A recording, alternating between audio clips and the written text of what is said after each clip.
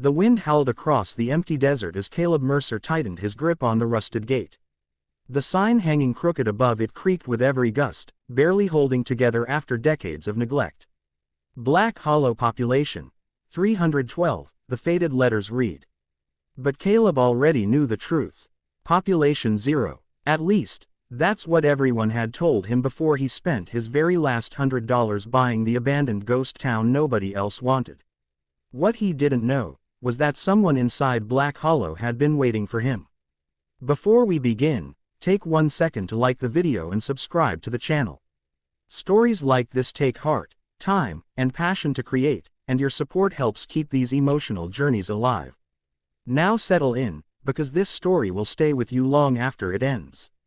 Caleb Mercer had spent most of his 36 years losing things. First it was his father, crushed beneath a tractor wheel during a drought season so brutal it turned the family ranch into cracked dirt and dust storms. Then came the bank that swallowed the ranch whole before Caleb was even old enough to understand debt. His mother passed quietly 3 winters later, leaving him with nothing but unpaid bills, an old pickup truck, and a stubborn refusal to quit breathing. For years, Caleb drifted from town to town across the western states, taking ranch jobs nobody else wanted. He fixed fences, broke horses, slept in barns, ate canned beans beside campfires. Every dollar he earned disappeared into survival. By the time he reached the tiny county auction outside New Mexico, he was exhausted in a way sleep could never fix. The auction itself looked pathetic. A few folding chairs, dusty paperwork, tired men in old hats hoping for miracles. Most of the properties were worthless scraps of land or buildings ready to collapse. Then the auctioneer laughed and held up a yellow file. Next item, he announced. Black Hollow Ghost Town. Includes 12 structures, abandoned church, general store, water tower, and surrounding acreage.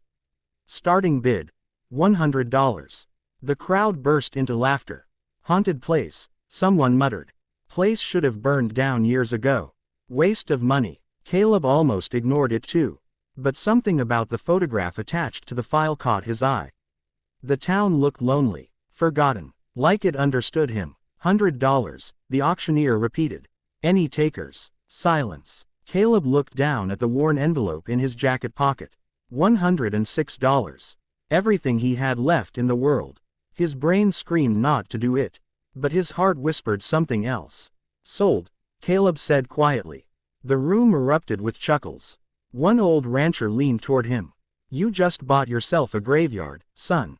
Maybe he had. 3 days later, Caleb arrived at Black Hollow just before sunset. The place looked worse in person. Buildings leaned sideways like tired old men. Windows were shattered. Sand drifted through the streets. The church bell hung twisted. Half the town looked ready to collapse if the wind blew too hard. His truck engine died with a cough. Perfect. Caleb climbed out and stared into the silence. No birds. No voices. Nothing. For the first time in years, he felt completely alone. Then he saw smoke rising from the chimney of a house at the far end of town. Caleb froze. Slowly, he walked toward it. The wooden porch groaned beneath his boots. Light flickered behind torn curtains.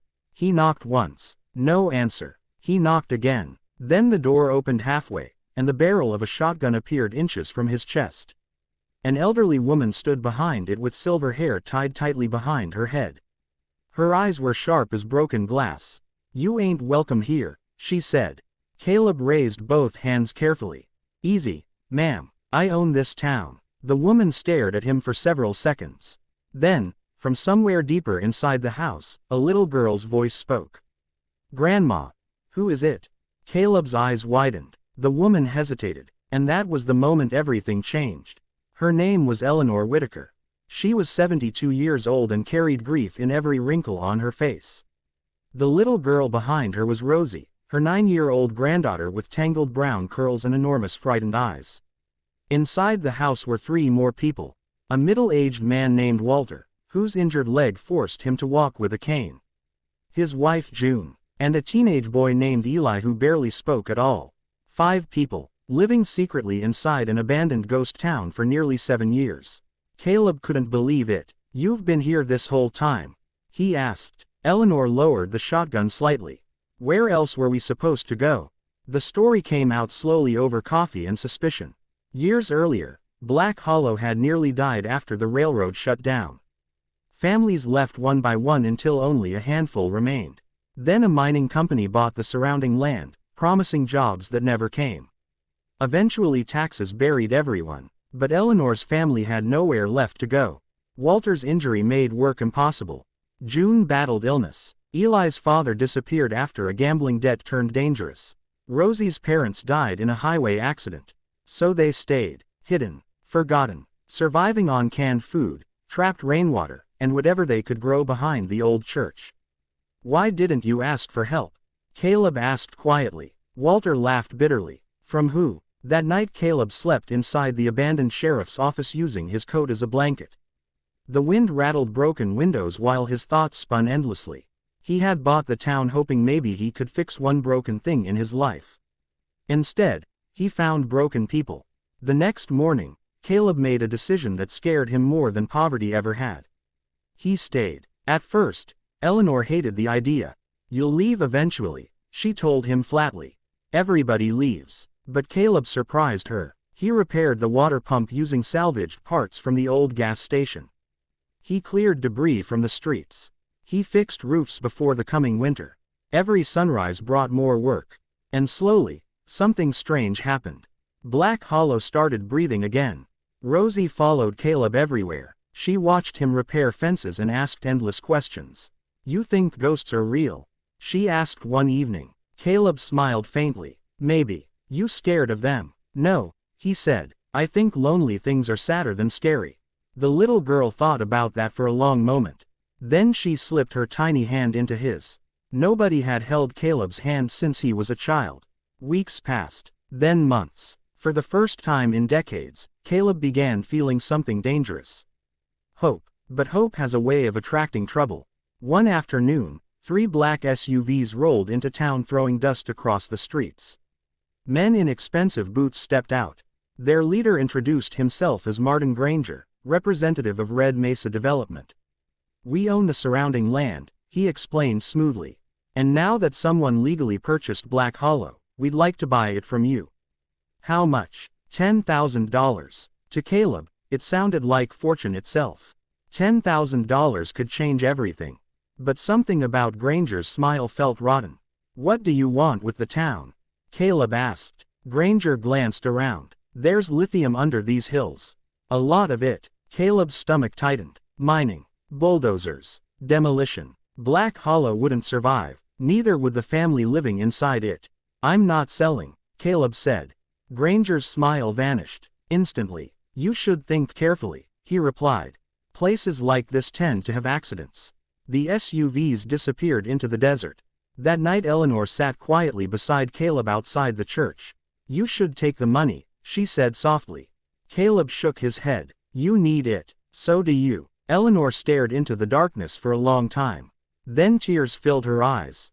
"We stopped believing anyone would ever choose us." Caleb didn't know what to say to that. Winter arrived brutally. Snow buried the roads. Supplies ran dangerously low. Pipes froze. Walter's condition worsened after a fever nearly killed him. Still Caleb refused to leave. He hunted rabbits, chopped firewood until his hands bled, fixed generators in freezing temperatures. One stormy night, Rosie developed pneumonia. Her breathing turned shallow and terrifying. "We need a hospital," June cried. But the roads were buried beneath snowdrifts. Caleb wrapped the little girl in blankets and carried her through the blizzard himself. 8 miles. Through freezing wind. Step after step after step. At one point he collapsed to his knees from exhaustion. Rosie's tiny hand touched his face weakly. "Don't leave me," she whispered. Those words hit Caleb harder than the storm ever could. Because his whole life, everyone had left.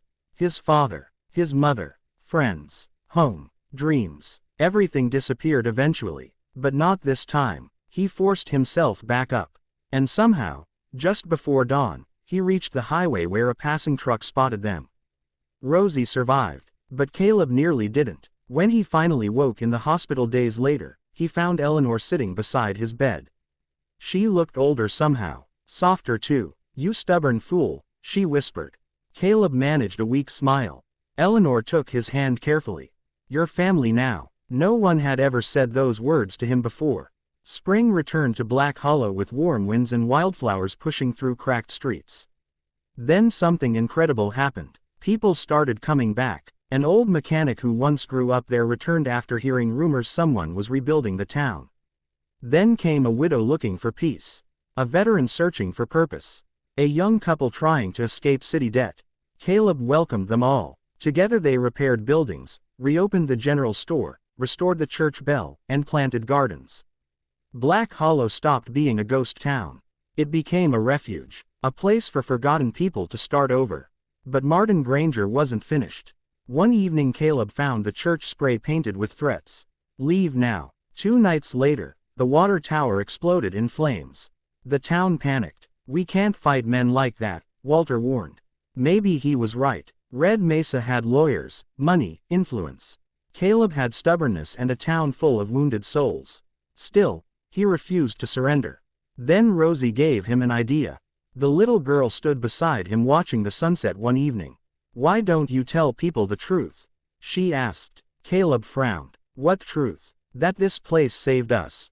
So Caleb did. A traveling reporter heard about Black Hollow and came to investigate.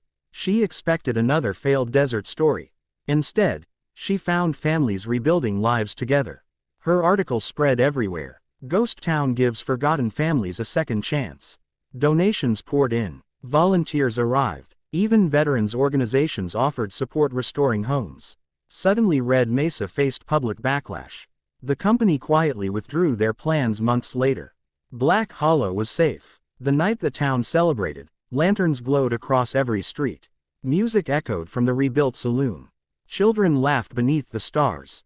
Caleb stood alone near the edge of town staring into the desert. Rosie ran over and tugged his sleeve. You coming? He looked toward the lights, toward the people waiting for him. Family. For most of his life, Caleb thought home was a place you were born. He was wrong. Home was where someone waited for you to return. Years later, travelers passing through Black Hollow often stopped to admire the strange little town that refused to die. Some called it a miracle. Others called it luck. But the people who lived there knew the truth. Black Hollow survived because one broken rancher spent his last $100 on something everyone else had given up on.